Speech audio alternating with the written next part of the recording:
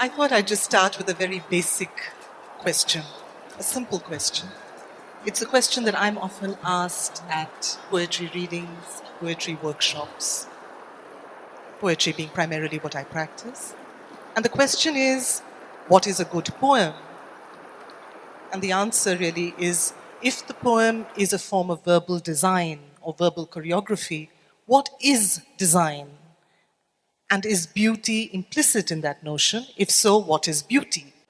Whether it's a machine or an ant or a grasshopper or a human being or clothes, whatever, or a building, if it fits and flows with least amount of friction,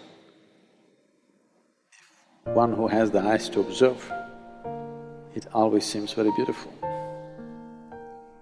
I don't know how many people notice this. Right from my childhood, I spent a lot of time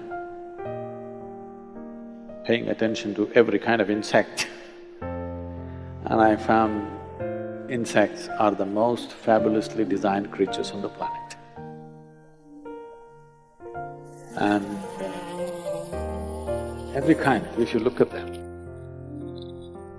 in terms of color, in terms of geometry, in terms of variety of activity that they can do, they're so fabulously designed. So, when I say you're beautiful, don't think I'm saying you're an insect. That's not what I meant I'm saying different creatures, we have 2 legs, somebody else has 4 legs, somebody else has 6, 8, 12, whatever number. But the beauty of nature and evolution is the design has been perfected. I think most people have not paid attention. They think beauty means it must be sunrise, sunset at the most. Small things are very beautifully made because with least amount of friction, they've learned to function. If you look at… if you look at the activity, if you measure the activity, let's say of an insect, how much activity an insect is performing for how many calories that he consumes. Obviously, he is geometrically perfect, least amount of friction. So, anything that's well made always excited me, whether it's a machine or a building or an insect or an animal or a human being. If you're talking about humans being beautiful, if you look at somebody, when they're joyful, everybody is beautiful. Whatever the shape of the nose or the chin, when you see them in a joyful condition, they're always beautiful. But the best, whatever is considered the best shape of the nose or the chin, when they're in bad states, they don't look beautiful anymore. So, if you are in an exuberant state of life, you will look beautiful, in the face, I mean. To keep the body beautiful takes little work. A lot of people are trying to take the shape of the planet.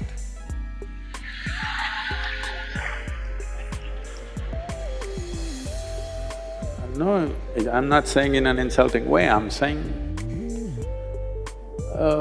when you look at the world, particularly when I travel outside the country, India, also in India, not so in rural India, if you go to urban India, when I was growing up in school, there were only 2 fat kids, only 2.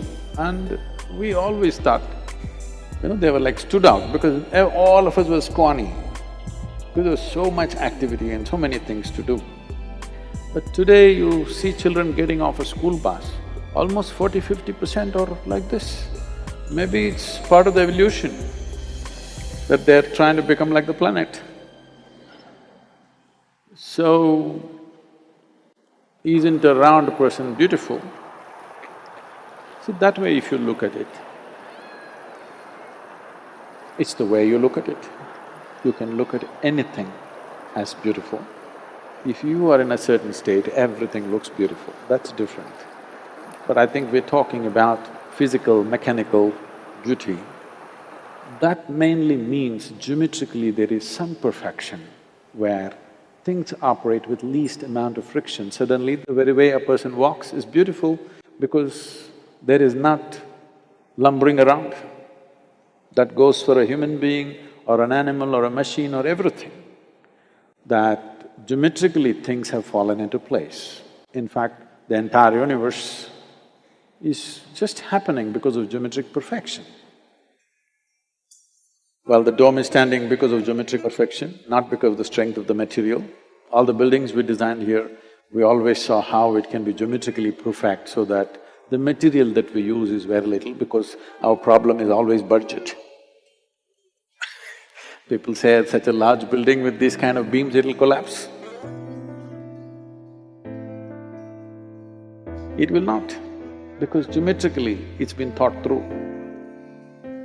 So, evolutionary process has always looked at geometry. The cosmos itself is perfection of geometry. Why is the planet sticking to its pathway? Is because it's achieved some kind of geometric perfection. If it goes slightly off, it cannot come back again. This is not just true with this planet, it's true with the entire universe. So, in my mind, it's always been like this. If I look at a tree, if I look at a cloud, if I look at a man or a woman or anything, for me, it's always the geometry of things. First thing is, I see their geometry from head to toe. Afterwards, all the other things. Because geometrically, it should be right. Only then it will stay. Otherwise, its very life is reduced. Life of a building or an animal or a creature or anything, any form in the existence, if it doesn't find some kind of geometric harmony, then it will go before its time. The entire yogic system is just that. To align your body to the cosmic geometry, so that if you sit here for 2 days, it's still no issue because you have understood the geometry of the body.